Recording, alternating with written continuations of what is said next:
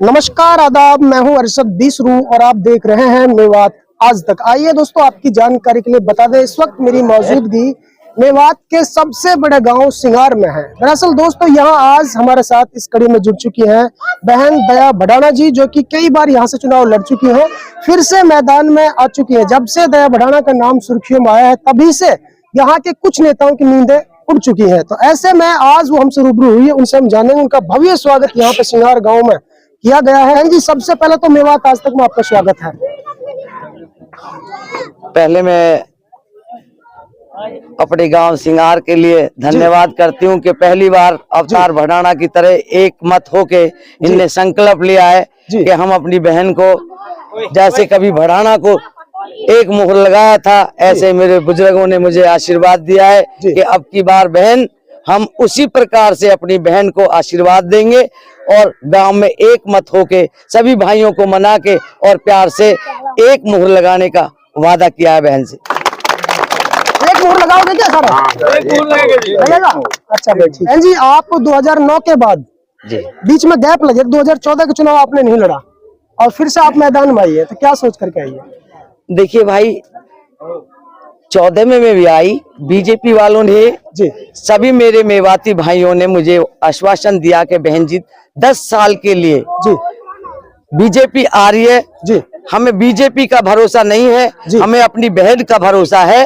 हम अपनी बहन पे भरोसा करते हैं, इसलिए बहन तू बीजेपी में चली जा जी। और इस मेवात का भले करने के लिए आप चाहे कोई भी पार्टी है, हमें पार्टी का नहीं आपका भरोसा है। उस भरोसे को लेते हुए मैंने भाइयों के सहयोग की वजह से कि मेरे भाइयों ने कहा है कि बीजेपी का टिकट लिया और मैंने टिकट की ट्राई की।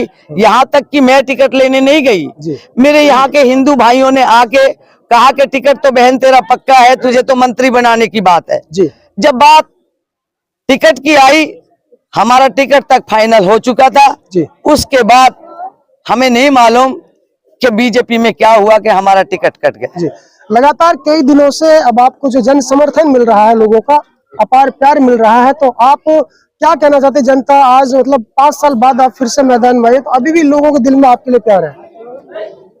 देखिए, मैंने तहे दिल से अपने भाइयों से प्यार किया है जी। वोटर के नाते नहीं जी। मेरे भाई ने बताया था मैं आम बेटी नहीं हूँ जी।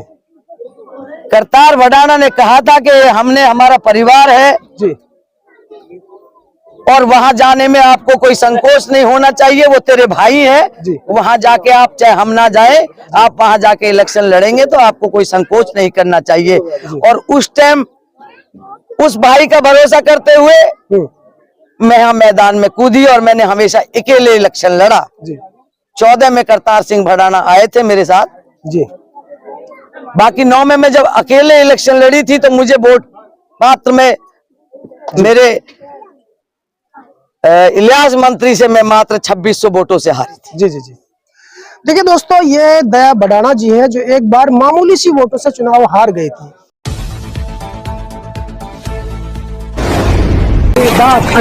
उसके बाद में 2009 के बाद इन्होंने चुनाव नहीं लड़ा किसी कारणवश, लेकिन फिर से मैदान में आई, बल्कि आई नहीं, ये काफी सारी जनता यहाँ पे है।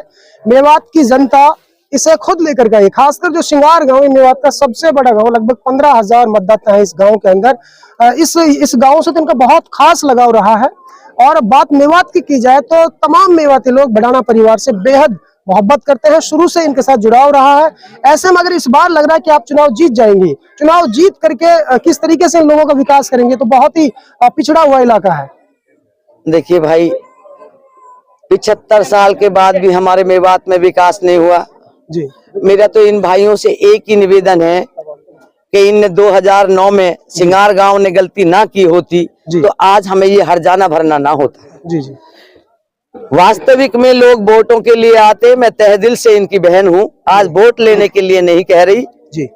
मैंने उन भाइयों के लिए भी कुर्बान थी, आज मैं इन भाइयों के लिए भी कुर्बान हूँ जी जी।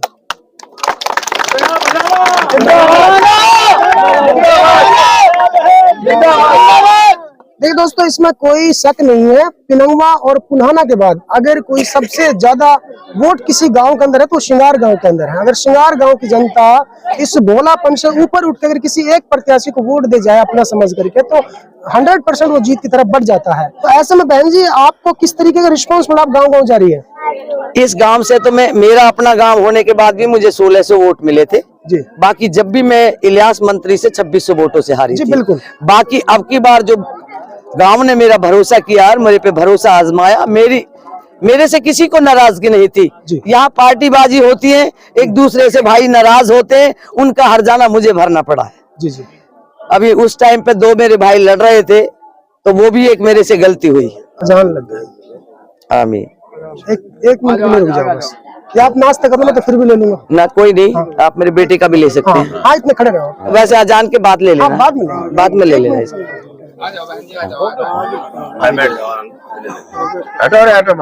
बहन हमारी आत्मा की दुआ है, मालिक तो है, अब के एमएलए बना। यहाँ को आ जाओ भाई, बहन जी ऐसे ना बैठी रहेगी, आ जाओ। हमारे फरीदाबाद के चेयरमैन साहब। अच्छा मेरा भाई ने, एक भाई ने ये कही थी इन्हीं में से कि बहन यदि तेरी इज्जत तक अपने मन भा जाए, आत्मान की दुआ है, दया भना अल्लाह तो है एमएलए बनाए। दिल्ली गुड़गांव के बीच तो सब दुनिया जाने राजा ऐसे कौन किताब धींग माया में माने, बारे मोहन पाल में यही होत की जो आत्मान की दुआ रहेगी तेरी कलम जागती। और भी नाहर की भी कहे, बेटी नाहर खान की है तो बहर रब को हाथ, आत्मान की दुआ है तेरे जुग जुग रही और रात, बारे मोहन पाल में अपने मन भा जाए, आपके आत्मान की दुआ है आपके तू पार पेड़ हो जाए। एक बस बेटी 22 खान की ये जस तुम तो आत्मान की दुआ है राजा तो जाए करे सो होए, बाग लगा अल्लाह ने अपना ही मनसूख, आत्मान की दुआ है दया बहन फड़े तो दूध पूत धनसू। दोस्तों, सबसे पहले हमारी खबर देखने के लिए सब्सक्राइब कीजिए मेवात आज तक चैनल को और साथ में दबाइए बेल आइकन।